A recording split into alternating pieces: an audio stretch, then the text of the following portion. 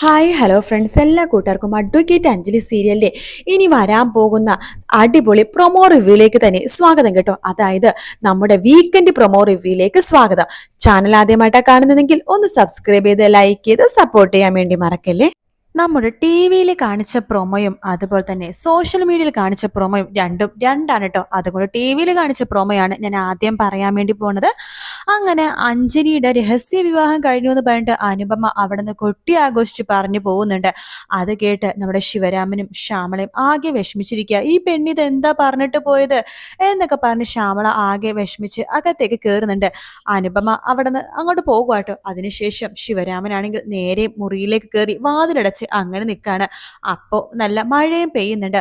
ശിവരാമൻ ആ മഴ കണ്ടുകൊണ്ട് കരഞ്ഞോണ്ടിരിക്കുന്നുണ്ട്. കാരണം ശിവരാമന്റെ ഒരു കാര്യം മനസ്സിലായി.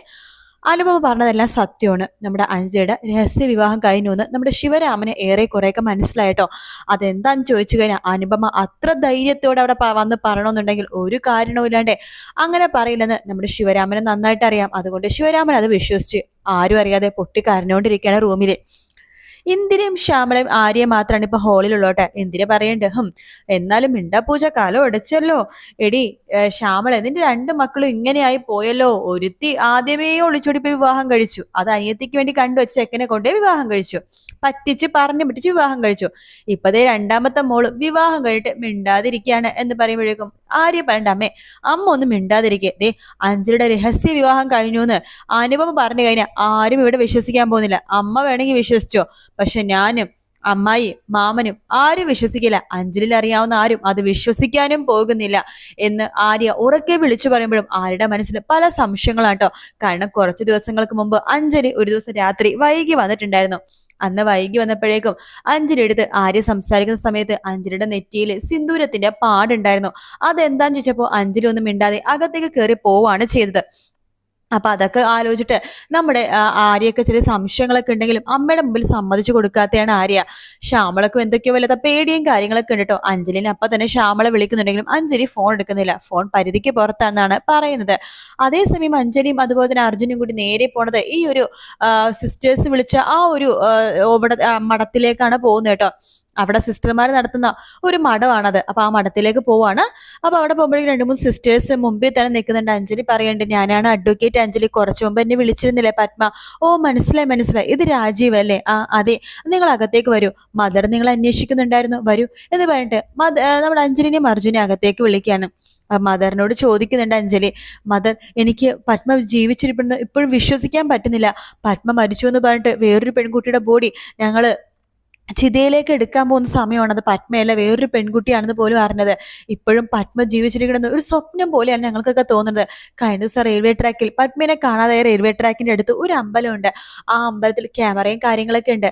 ആ ക്യാമറ പരിശോധിച്ചപ്പോ പത്മ ജീവനോടെ ഉണ്ടെന്ന്, പത്മ അവിടെ നിന്ന് ഓടി പോകുന്ന രംഗങ്ങൾ നമ്മൾ ആ ക്യാമറയിൽ കണ്ടിരുന്നു. എങ്കിലും മദറിന്റെ വായിന്ന് കേൾക്കുമ്പോൾ അതൊരു സന്തോഷമുള്ള കാര്യമാണ്. പറ മദർ, പത്മ ജീവനോടെ ഉണ്ടോ? പത്മ ഇവിടെയുണ്ടോ? എന്നോട് സംസാരിച്ചത് പത്മ തന്നെയല്ലേ? ഇതൊക്കെ കേൾക്കുന്ന മദർ മറുപടി പറയുന്നുണ്ട്, അതെ, പത്മകുമാരി തന്നെയാണ് നിങ്ങളോട് സംസാരിച്ചത്. പത്മ ഇവിടെയുണ്ട്. ആ കുട്ടി വല്ലാത്തൊരു മാനസികാവസ്ഥയിലാണ്. മദർ, നിങ്ങൾക്ക് എങ്ങനെയാണ് പത്മേനെ കിട്ടിയത്? അതൊന്ന് ശരിക്കും പറയാവോ എന്ന് ചോദിക്കുകയാണ്. അങ്ങനെ മദർ ആ കഥ പറയാണ് അഞ്ജലിയെടുത്തും അർജുനോട് കൂടി ചേർന്നിട്ട്. അന്ന് മദറും പള്ളിയിലെ കുറച്ച് ആൾക്കാരൊക്കെ ചേർന്ന് എവിടെയോ പോയിട്ട് തിരിച്ചു വരികയാണ്. അവർ ട്രാവലേഴ്സിലാണ് തിരിച്ചു വരുന്നുണ്ടായിരുന്നത്. ആ സമയത്താണ് വഴിയരികിലെ ഈ ഒരു പർദ്ദയൊക്കെ ഇട്ടൊരു പെൺകുട്ടി ബോധമില്ലാതെ കിടക്കുന്നത് കണ്ടത്. അവർ വണ്ടി നിർത്തിട്ട് വേഗം പോയി നോക്കുമ്പോഴേക്കും ആ പെൺകുട്ടി മരിച്ചിട്ടില്ല, ജീവൻ ഉണ്ടെന്ന് പറയാണ് അവിടെ കൂടെ ഉണ്ടായിരുന്ന ഒരു ഡ്രൈവർ കേട്ടോ. അങ്ങനെ അവരെല്ലാരും കൂടി പൊക്കിയെടുത്ത് പത്മനെ ഹോസ്പിറ്റലിൽ കാണിക്കുകയാണ്. പത്മയ്ക്ക് ആദ്യം ഒന്നും ബോധം ഉണ്ടായിരുന്നില്ല. കാരണം അത്രമാത്രം ഓടി ക്ഷീണിച്ചാണ് പത്മ അവിടെ കുഴഞ്ഞു വീണത്. അതായത് ക്ഷീണിച്ച് നടന്ന് തളർന്ന് ക്ഷീണിച്ചാണ് ബോധം കെട്ട് വീണത്. അങ്ങനെ ഹോസ്പിറ്റലിൽ 2 ദിവസത്തെ വാസത്തിന് ശേഷമാണ് പത്മ ഈ ഒരു ഇവിടേക്ക് വന്നത്. അപ്പൊ അങ്ങനെ പറയണ്ട്, ഇപ്പോ ആ കുട്ടി കുഴപ്പമൊന്നുമില്ല, പക്ഷെ എന്തൊക്കെയോ ആ കുട്ടീനെ വല്ലാതെ പേടിപ്പിക്കുന്നുണ്ട്. ഞങ്ങൾ ചോദിച്ചിട്ട് കാര്യങ്ങളൊന്നും ഒരുപാടൊന്നും പറഞ്ഞൊന്നുമില്ല. നിങ്ങളുടെ നമ്പർ തന്നു, നിങ്ങളെ വിളിക്കണമെന്ന് പറഞ്ഞപ്പോഴാണ് നിങ്ങളെ കോണ്ടാക്ട് ചെയ്തത്. എനിക്ക് പത്മേനെ ഒന്ന് കാണാൻ പറ്റുമോ? അതിനെന്താ, കാണാലോ എന്ന് പറയാണ്. പത്മേനെ കാണുമ്പോഴേക്കും പത്മ ആകെ എന്തൊക്കെയോ ആലോചിച്ചിട്ട് ഇങ്ങനെ നിൽക്കുമായിരിക്കട്ടെ. പത്മേ എന്ന് അഞ്ജലി വിളിക്കുമ്പോൾ പത്മ വേഗം പോയി അഞ്ജലിനെ കെട്ടിപ്പിടിക്കുകയാണ്. എന്നിട്ട് പത്മ ചോദിക്കുന്നുണ്ട് ചേച്ചി ചേച്ചി എന്നൊക്കെ പറഞ്ഞ് വല്ലാതെ വിഷമത്തിൽ കരഞ്ഞുകൊണ്ടിരിക്കുകയാണ്. പത്മേ ദേ നോക്ക്, ഇത് നിന്റെ രണ്ടാമത്തെ പ്രാവശ്യമാണ് നിന്റെ ജീവൻ നിനക്ക് തിരിച്ചു കിട്ടുന്നത്. ദേ നീ വലിയ ഭാഗ്യവതിയാണ് എന്നൊക്കെ പറഞ്ഞ് സമാധാനിപ്പിക്കുകയാണ്. അമ്പാടിയേട്ടൻ ഇപ്പൊ എങ്ങനെയാ, എവിടെയുണ്ട് എന്നൊക്കെ ചോദിക്കുമ്പോഴേക്കും അമ്പാടിക്ക് കുഴപ്പമൊന്നുമില്ല, കുറച്ച് പരിക്കുകളൊക്കെ ഉണ്ടായിരുന്നു, ഇന്നലെ ഡിസ്ചാർജ് ആയി വീട്ടിലേക്ക് പോയി എന്നൊക്കെ പറയാണ്. അങ്ങനെ പത്മയെടുത്ത് അവർ കൊണ്ടൊക്കെ ഇരിക്കുന്നുണ്ട് കേട്ടോ. അപ്പൊ ഇത്രയും ഭാഗം മാത്രമേ നമ്മുടെ ടി വിയിൽ പ്രൊമോ ആയിട്ട് കാണിച്ചുള്ളൂ. അപ്പൊ ഇനി ഞാൻ പറയാൻ പോണത്, ഇനി അഞ്ജലിയുടെ വിവാഹം കഴിഞ്ഞ കാര്യം വീട്ടുകാർ അറിഞ്ഞിട്ട് അവരുടെ തീരുമാനം എന്തെന്നാണ്. അങ്ങനെ രാത്രി ആകുമ്പോഴേക്കും വളരെ സന്തോഷത്തോടു കൂടി തന്നെ അഞ്ജലി തിരിച്ച് വീട്ടിലേക്ക് വരുവാണ്. പത്മേനെ തിരിച്ചു കിട്ടിയ സന്തോഷ വാർത്ത എല്ലാവരോടും പറയാണ്ട്. പത്മേനെ തിരിച്ചു കിട്ടിയെന്നും പത്മേനെ കണ്ടെന്നും ഒക്കെയുള്ള കാര്യങ്ങളൊക്കെ പറയണല്ലോ, വിശദമായിട്ട് തന്നെ പറയാനായിട്ട് അഞ്ജലി സന്തോഷത്തോടു കൂടി തന്നെ വീട്ടിലേക്ക് വരുവാട്ടോ. അങ്ങനെ വീട്ടിലേക്ക് വരുന്ന സമയത്ത് വല്ലാത്ത മഴയാണ്. ആ മഴ നനഞ്ഞിട്ടാണ് അഞ്ജലി വരുന്നത്. അഞ്ജലിയുടെ മുഖത്ത് സന്തോഷം മാത്രമേ ഉള്ളൂ കേട്ടോ. അങ്ങനെ വീട്ടിലേക്ക് വന്നിട്ട് വാതിൽ തുറക്കുമ്പോഴേക്കും ആരും വാതിൽ തുറക്കുന്നില്ല. വാതിൽ കുറെ പ്രാവശ്യം മുട്ടുന്നുണ്ട്. അമ്മേ, അച്ഛ, ഇതെന്താ ആരും വാതിൽ തുറക്കാത്തത്? അമ്മേ, അച്ഛ എന്ന് പറഞ്ഞിട്ട് വീണ്ടും വീണ്ടും വിളിക്കുന്നുണ്ടെങ്കിൽ വാതിൽ തുറക്കുന്നില്ല. അങ്ങനെ ശിവരാമൻ ജനലരികിൽ നിന്ന് തന്റെ അഞ്ജലിനെ നോക്കിക്കൊണ്ടിരിക്കുകയാണ്. ശ്യാമള പെട്ടെന്ന് വാതിൽ തുറക്കുന്നുണ്ട്. ആരാടി നിന്റെ അച്ഛൻ, ആരാടി നിന്റെ അമ്മ എന്നൊക്കെ ചോദിക്കുകയാണ്. അമ്മേ, എന്തൊക്കെയാ അമ്മേ പറയണത്? മനസ്സിലായടി, എല്ലാം മനസ്സിലായി. നീയും അനുപമയും എല്ലാം കണക്ക് തന്നെയാണ്. അമ്മേ, എനിക്കൊന്നും മനസ്സിലാവുന്നില്ല. അമ്മ എന്തൊക്കെയാ അമ്മേ പറയണത്?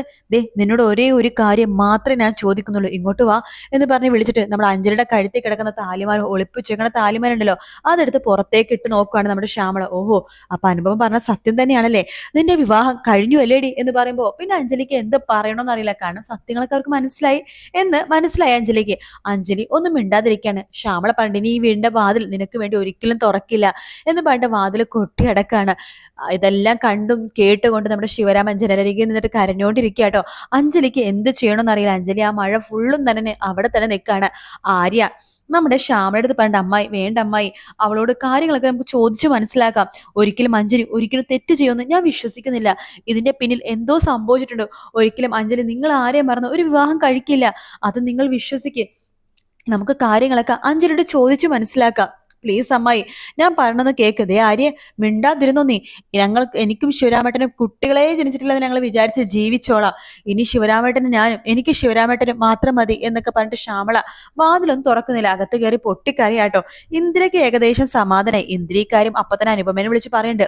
അനുപമേ, നീ പറഞ്ഞ കാര്യങ്ങളൊക്കെ ഇവിടെ എല്ലാരും വിശ്വസിച്ചു. അവള് വന്നിരുന്നു, ആ അഞ്ജലി, അവളുടെ കഴുത്തിൽ ആ മാല ഉണ്ട് താനും. പക്ഷെ അവൾ ആരെയും വിവാഹം കഴിച്ചെന്ന് ഇപ്പോഴും മനസ്സിലാവുന്നില്ല. ഓ, ആ കറുത്ത കാറി വരുന്ന ആ വെളുത്ത ചെറുക്കനായിരിക്കും അവൾ വിവാഹം കഴിച്ചാലേ. അതൊന്നും ഞാൻ പറയുന്നില്ല. എന്തായാലും വിവാഹം കഴിഞ്ഞു മനസ്സിലായല്ലോ, അവളെ പടി ഇറക്കിയാലോ, അത്രേ എനിക്ക് മതി എന്നൊക്കെ പറഞ്ഞിട്ട് നമ്മുടെ അനുപമയെ സന്തോഷത്തോടെ ഇരിക്കുക കേട്ടോ. അപ്പൊ അങ്ങനത്തെ കുറെ ഭാഗങ്ങളാണ് വീക്കെൻഡ് പ്രൊമോ ആയിട്ട് നമുക്ക് ഇപ്പൊ കാണിച്ചിരിക്കുന്നത്. എന്തായാലും അടുത്ത ആഴ്ച അഞ്ജലിനെ വീട്ടിൽ നിന്ന് പുറത്താക്കാണ്. ഇനി അഞ്ജലിനെ ആര് കൂട്ടിക്കൊണ്ടുപോകും? നമ്മുടെ അർജുൻ അല്ലാതെ വേറെ ആര് കൂട്ടിക്കൊണ്ടുപോകാനാണ്? അർജുൻ ശംഖുചക്രത്തിൽ തന്നെ കൂട്ടിക്കൊണ്ടു പോകുമായിരിക്കും. എന്തായാലും നമുക്ക് കാത്തിരുന്ന് കാണാം ഫ്രണ്ട്സ്. വീഡിയോ ഇഷ്ടപ്പെടാണെന്നുണ്ടെങ്കിൽ ലൈക്ക് ചെയ്യാനും സബ്സ്ക്രൈബ് ചെയ്യാനും കമന്റ് ചെയ്യാനും മറക്കല്ലേ. മറ്റൊരു വീഡിയോ ആയിട്ട് കാണാം. Take care, bye bye.